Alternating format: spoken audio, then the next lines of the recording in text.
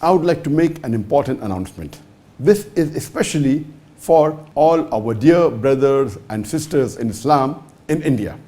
This is regarding a new bill that was tabled in the Indian Parliament by the BJP government, by the Modi government, to amend the Waqf bill.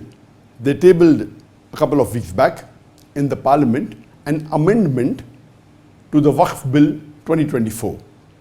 And what this BJP government is trying to do, along with its coalition, the NDA government, is that trying to usurp, trying to take away the property of the Muslim Waqf board.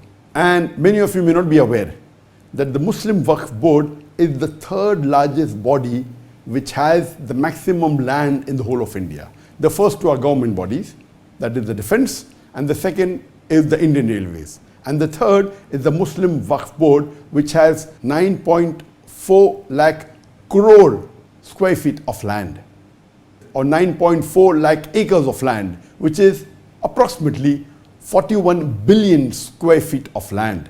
That is more than 3,800 square kilometers. It's the size of a small country.